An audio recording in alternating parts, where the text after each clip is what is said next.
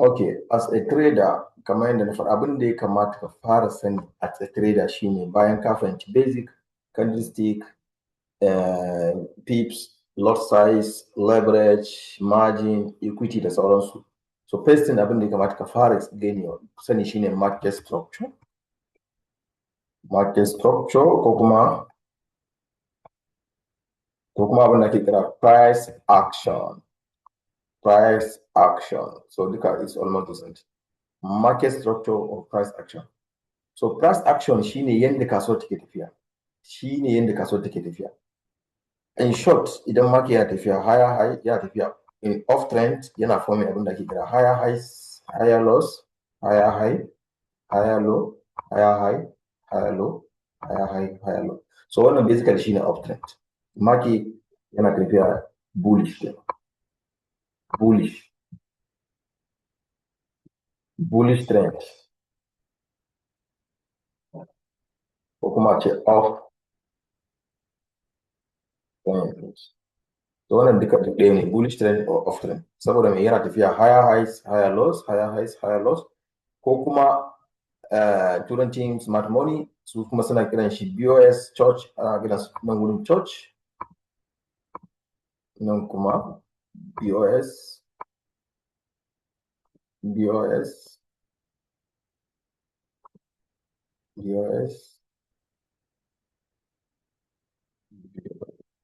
wurin fara da normal price action language.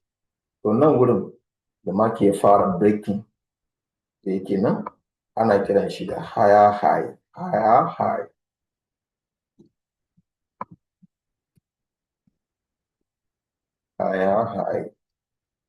Nan wurin da ma ke yi breaking shine ake kira higher high. Nan wurin shine higher high. Nan kuma daga ƙasa nan wurin shi ake kira da higher low. Higher high, higher low. So basically haka market yake tafiya yana forming higher highs, higher lows, higher high, higher low, higher high, higher low. So in short, kawai abin da zaka kira nan, ko abin da mutum zai kira nan shine HH, higher high, and shortcutting nashi, abbreviating nashi, HL, higher low. HH, duk lokacin da mutum ya ga HH yana nufin higher high, duk lokacin da mutum ya ga HL yana nufin higher low. So bari mu tafi haka, higher highs,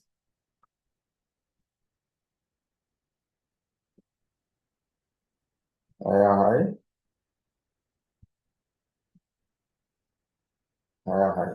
To nan kuma da yake ƙasa inda market yake taking out kafin inda market yake pull back kafin ya koma continuation shi ne ake kira higher low.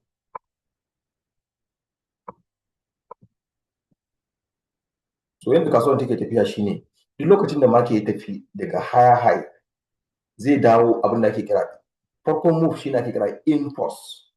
Zai dawo correcting. Bayan da zai dawo ƙasa shi ne ake kira correction. Zai sake abin da ake kira impulse. Sai sake dawo correction. Zai sake yin impulse. Zai sake dawo correction. Zai sake tafiya impulse. Zai sake dawo correction. So shi ne aka kira shi higher high, higher low, higher high, higher low, higher high, higher low. Normal price action language. Idan ka ga dama kuma za ka yi kiran wurin nan. The same wurin nan za ka yi kiran shi nan farko higher high ne za ka kira shi da church. Change of character. Change of character. So wasu suna kiran shi church ba sa kiran shi higher high. Wasu kuma suna kiran shi higher high ba sa kiran shi da church. Kuma wanne ne da ɗaya ne kawai dai concept ne canja wannan. So wasu suna kiran shi da church, change of character. Change of character shine aka yi abbreviating nashi into church. Nan kuma za su kira shi da BOS. Break of structure. Break of structure.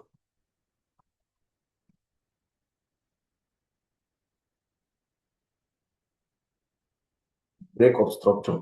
So kaga abu biyu kenan. So continuation high zai ci gaba da BOS, break of structure. Haka kaso zai ci tafiya. Sai lokacin da ya ga dama ya canja trend. So wannan kenan idan market ya tafiya off trend. shi yasa na ba da scenario biyu. Akwai lokacin da wasu suna kiran shi higher highs higher low, wasu suna kiran shi BOS ko kuma first move shine church, nan inda aka fara samun move din. So yanzu bari mu juya shi zuwa downtrend mu ga me zai faru. So mu je a ce yanzu misali market ya tafiya off sai ya zo ya wani abu kamar haka. Usually idan market zai canja yana ba da abin da ke kira equal high usually, ko kuma ya ba da pattern da ake kira inverted pattern din da ake kira head and shoulders. So whichever one day bari mu yi plotting na shi. So nan wurin shine inda muka samu church ko kuma aka samu price yayi taking out din recent higher low. Ai nan ne higher low, nan higher low ne, sai market ya zo ya taking out nashi. Abin da ake nufi da taking out shine market ya breaking kuma ya kai closing the full body, shi na ake kira break of structure. Shi na ake kira change of character kai, sorry ba break of structure, change of character. So abin da ya faru a nan shine market da yana higher highs higher low. Wannan higher low din da yake nan bai kamata kasuwan ta zo ta yi close ta yi taking out nashi ba, in dai za ta ci gaba da tafiya off trend.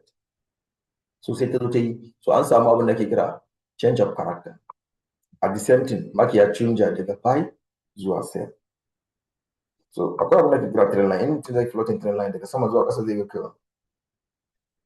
kamar zai ga cewa market ga movement da yake yi. To bari mu ɗauko wannan church, nan za ka yi cewa BOS.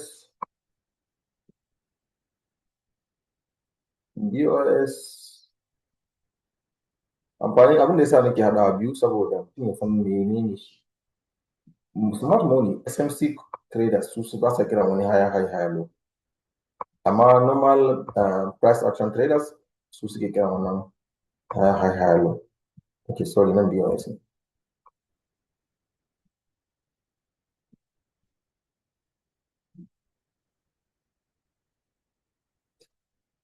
Okay, so me ake kiran nan kuma? Nan wurin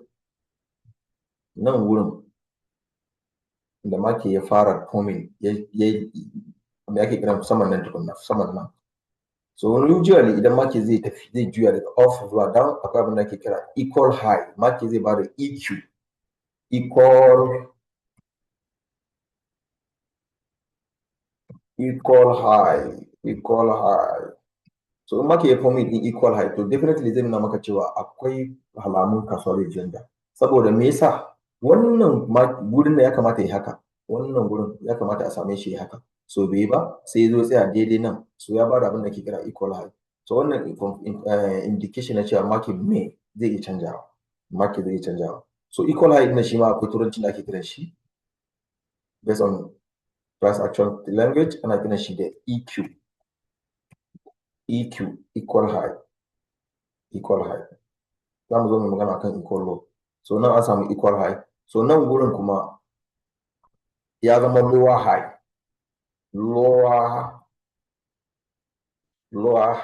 Me yasa ya zama lower high? Saboda this was a higher high, amma nan wurin shine kuma yake ƙasa da lower than that high, shi yasa ke kira shi lower high. Nan kuma ya zama lower low.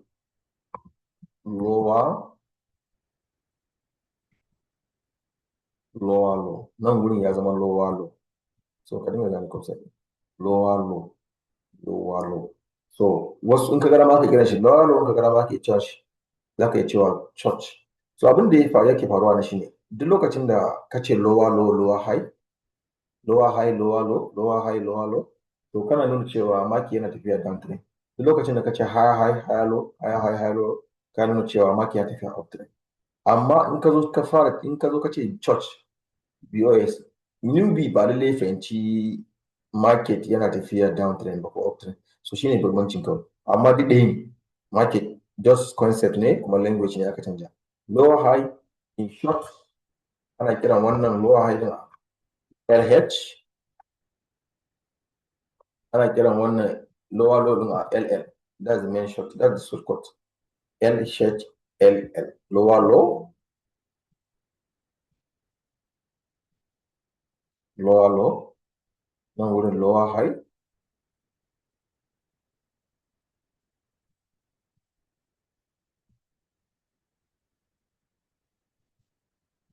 lower high.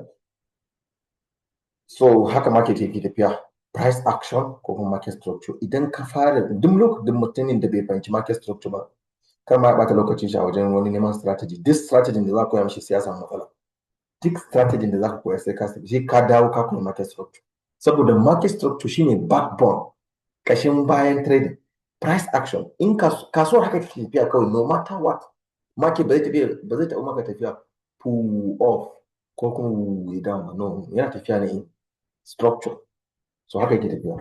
So a lokacin da kuma market yake so ya canja kuma daga misali daga downtrend ya sake juya off trend, usually ba kowane lokaci ba ana samun haka, sai market ya zo ya form ɗin abin da ake kira equal low, sai juya,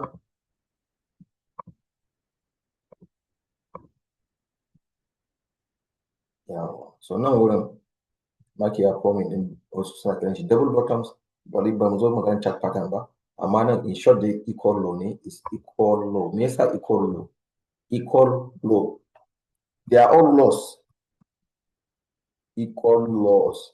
So already dama wannan gurin low ne, lower low ne, lower low ne nan wurin, sai aka sake samun wani lower low guda ɗaya kuma again, sai aka haɗa, sai aka canza turanci aka ce musu equal low. So yanzu wannan sun tashi daga lower low ya koma EQ, equal lows da equal highs, yawa EQ, equal lows. That is the main thing, normal price action. So kuma haka nan ya sake canjawa, nan za a ce an samu Choch ko kuma an samu higher high, nan kuma zai sake zama higher low, nan shi ne za a kira shi da higher low, nan kuma nan ma za a kira shi da higher low. So bari sake tafi, nan an samu H higher high kenan, za ka ba da high high, nan kuma an samu HL, ma ke H higher low,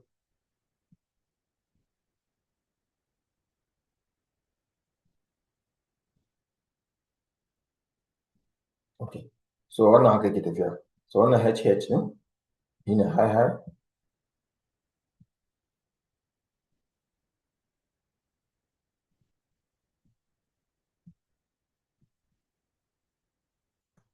yawa. So duk mutumin da ya zo na kira ya yi a bidiyo na gaba za mu zo mu magana kan trend line, market chart patterns da sauransu. So it's easy actually, price action is easy, amma mutum zai zo sai ya dan sa kai ya dan kokari ya dan maimaita ya dan sa ido kafin fahimta. So nan kuma smart money suna gina shi da Choch, BOS, so yanzu is left for a person or for you, okay, choosing which one are you going to use. Are you going to use the language of Choch and BOS, or are you going to use the language of higher high and higher low? So me, I'm a case in the Choch BOS, so it's easier. But when I come to class, in the teaching in a panda higher high higher low, so the TFN down go off. But usually it's all the same. See the structure, it's all the same. Sannan kuma a bidiyo na gaba in muka zo za mu yi magana kan internal and external structure. So wannan ma is different, but wannan shine the main move, price action. Wannan haka kasuwa take tafiya kawai, no matter what. Okay, so yanzu bari nuna maka practical yanda market ne yake in lokacin da zai canja, ko kuma bari mu cire structure ne in practical a chart kafin mu zo mu amfani da example din da muke magana. Ina neman inda kasuwa ta ba mu confirmation ne mai kyau, inda market ba mu reaction da muke so. Bari mu je first, usually market structure is cleaner a wurin. Okay. So yanzu mu dauki wannan wurin, for example, where's my fact? This is, for example, market yana tafiya off ana higher high, higher low, higher high, higher low, higher high, higher low, higher high. Nan wurin an samu ɗan ƙaramin range, Yawwa, to daga nan gurin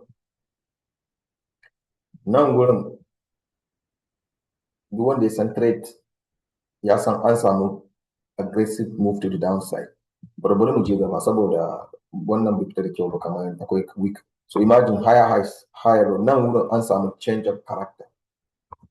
An samu change of character. Bari zan nuna maka change of character da aka samu. Da kuma yadda aka yi kasuwa ya koma. So nan wurin aka samu church.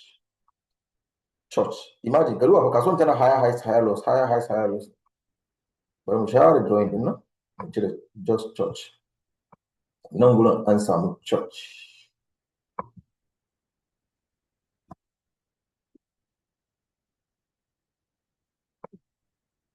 Nan wurin an samu church.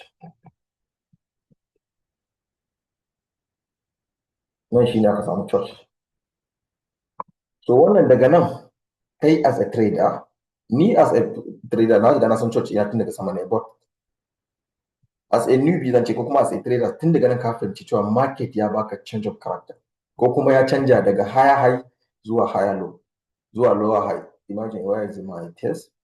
So this place da kafin a samu wannan church is higher low, HL ne, higher low ne.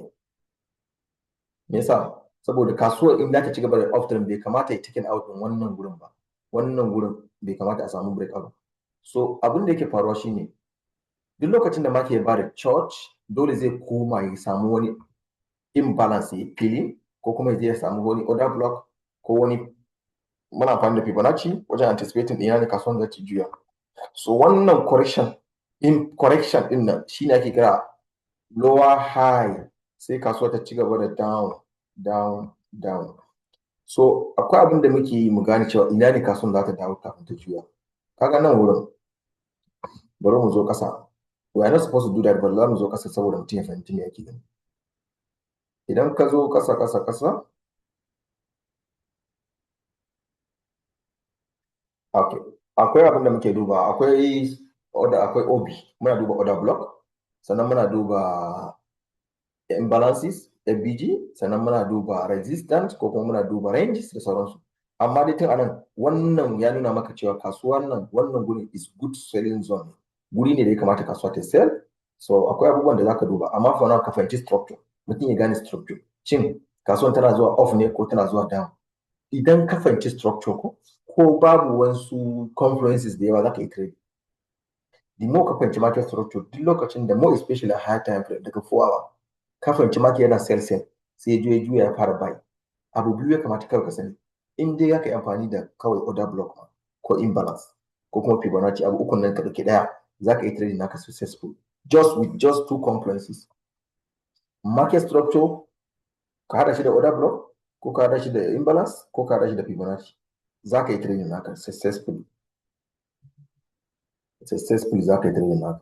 So bari mu je scenario mu na higher high. Nan wurin za ka kira shi lower high.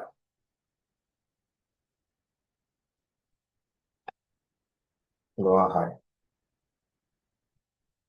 Nan wurin za ka kira shi da lower low. So bari mu gani lower high, lower low. So ina ne ya aka yi zama haka? Saboda nan an samu church, nan kuma za a samu BOS turanci SMC kenan, BOS. So idan zai ɗauki nan ya ce BOS. So bari mu gani market ya continue on the BOS. Yes, market ya ci gaba da bamu BOS. Gashi nan market ya ci gaba da bamu BOS. Bari mu gani akwai wani BOS. Yes, akwai wani BOS kuma anan. So that means kasuwa dai all in all ya tafiya going down. Shine kawai abin da kamata mutum sai. Market ya ci gaba da performing BOS. In kuma baka so ka ce BOS, mutum zai iya cewa lower low.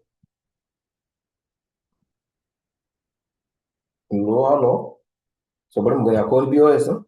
Yes, akwai BOS, amma kuma bai fita da kyau ba. Although za a iya kiran shi da equal low, amma mu bari mu kira shi BOS saboda kawai turancin mu fita daidai. Although akwai wanda su kira shi liquidity sweep, za mu zo na magana yadda za ka bambanci equal low, liquidity sweep da sauransu. So na samu BOS. Dama kuma ideally wata ran BOS zai kare. Duk lokacin da kasuwa take sell wata ran za a zo a samu matsala. Za a zo dole kasuwa ta juya off trend. ba ka ci gaba da buy completely. So nan kuma aka sake samun church, nan aka sake samun church. From all indication, market ya nuna cewa is going to buy. Yes, kuma ya buy. Sai kuma daga baya yanzu sai kasuwa ta sake bamu church a nan. So wannan church in ya bada implication cewa market is going to sell. So ga inda nake magana equal high. So lokacin da market ya zo ya bada church, definitely akwai probability market zai sell. So amma sai ya koma sai ya sake respecting din wannan zone din, shine nan EQ da muke magana. Equal high, nan shine equal high da muke magana.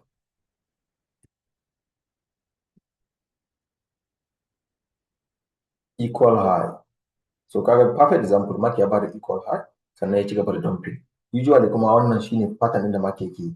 So ga wani kuma BOS anan, mutum zai dauki nan as a BOS ko kuma lower low haka. So yanzu abin da muke anticipating in mun ga church to the upside, fine. Idan ba mu gani ba, za mu anticipating market ya bamu BOS to the downside. So whichever one they move, we are ready. Kuma ya mai kasuwa ta yi mu za mu pull trend. Kamar yadda ake cewa trend is your friend. Kawai ka bi trend. Ka bi trend. Ba kowace ake going against the trend ba. It's easier kai making money. Yanzu wanda suke ta buy a goal suna ta losing. So it's better kawai wani lokaci idan ka dan gane structure. Kawai zaka ta sell naka din da kasuwa ta yi full back, zaka san yana the correction ne. Kawai kai shortening market. Zaka kuma you are lock kana hitting down a ce kana going against